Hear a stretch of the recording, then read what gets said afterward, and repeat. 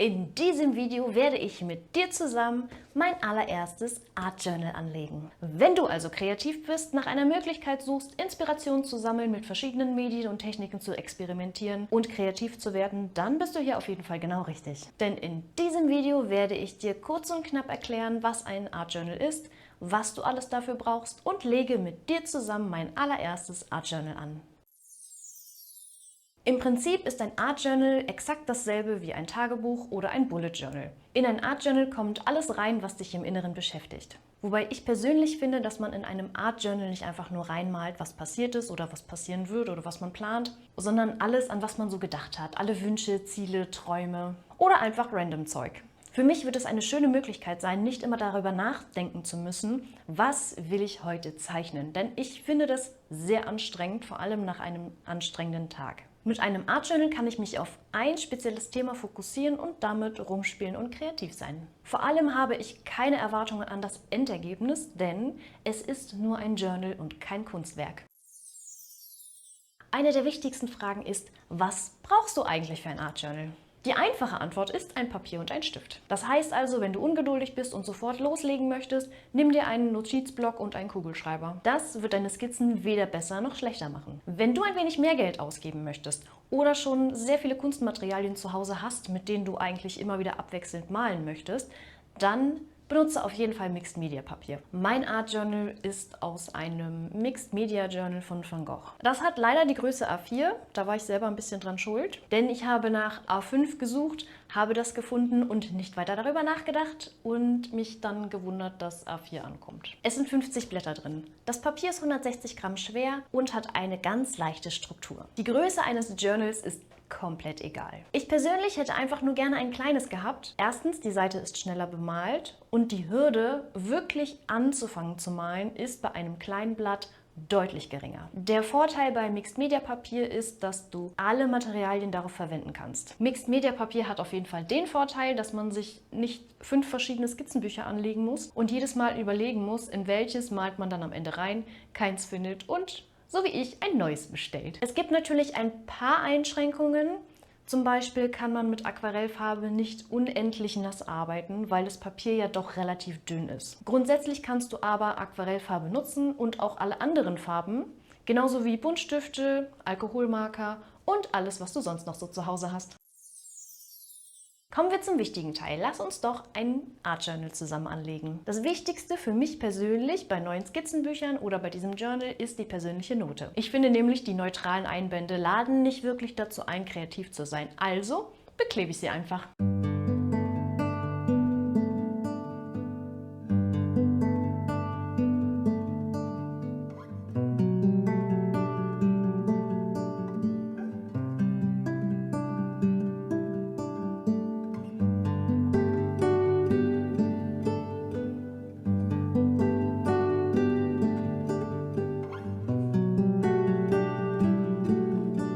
So macht das Angucken schon Spaß und man hat auf jeden Fall richtig Lust drauf loszumalen. Als nächstes kommt die nächste große Hürde bei Journals und Skizzenbüchern. Das erste Blatt. Früher habe ich das erste Blatt einfach ignoriert und weggeblättert. In Skizzenbüchern schreibe ich mittlerweile rein, wann ich es gestartet habe und was ich dort reinzeichnen möchte. Diesmal war ich irgendwie in einem kreativen Flow und habe mir sogar Mühe für die Schrift gegeben. Mein erster Plan war eigentlich, dass ich ein wenig angeben wollte mit hübscher geschwungener Schrift. Ist dann irgendwie zu einem Schriftzug ausgeartet. Und dann kam mir die Idee, dass ich auf der ersten Seite perfekt testen kann, wie das Papier mit Alkoholmarkern und Aquarell umgeht. Und das sind ja immer so Spezialisten, die Probleme verursachen. Zum Beispiel durch Durchbluten und Papierwellen.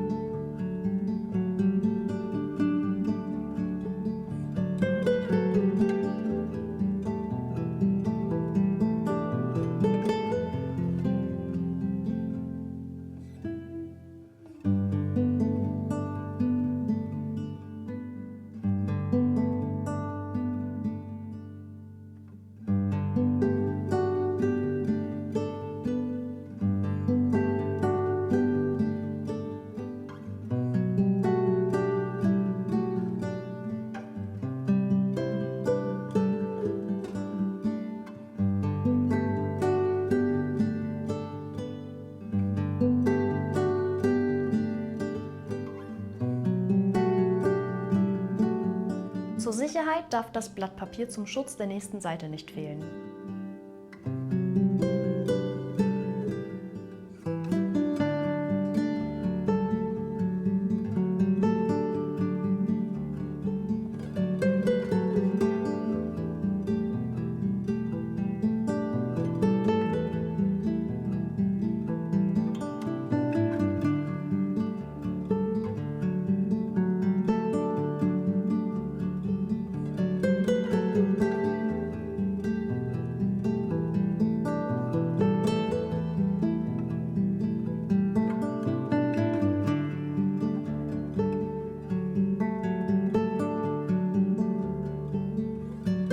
Für den Test mit Aquarellfarbe habe ich mit random Farbresten aus meiner Mischpalette ein paar Katzen von Pinterest abgemalt. Wieso habe ich Farbreste genommen? Erstens, um Material zu sparen und zweitens, um mich davon abzuhalten, zu viel nachzudenken und im Flow zu bleiben. Denn sobald ich zu viel denke, passiert es mir leider viel zu schnell, dass ich meinen Flow verliere und am Handy ende, statt zu malen. Erkennst du dich da auch wieder oder bin nur ich so leicht abzulenken?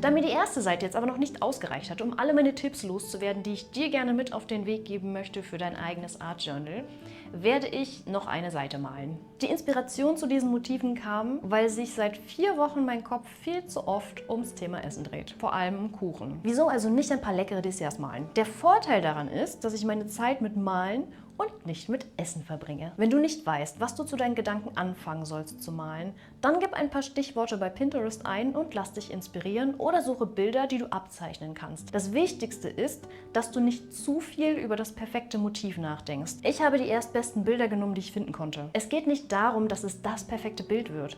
Es geht darum, dass du deinen Gedanken freien Lauf lässt, ohne Grenzen. Wenn du wirklich frei malen willst, ohne zu viel zu denken, dann lass dir Folgendes durch den Kopf gehen. Kunst kennt keine Grenzen. Es spielt keine Rolle, ob eine Katze blau, grün oder rot ist, ob ein Wal am Himmel schwebt oder die Katze mit Schnorchel im Riff tauchen geht. Diese Grenzen existieren nur in der Realität und leider lassen wir uns viel zu sehr von ihnen einschränken, wenn es um Kunst geht. Egal, ob es dabei um Farbe oder Motive geht. Ein Art Journal ist nicht dafür da, es öffentlich zu teilen oder anderen zu zeigen.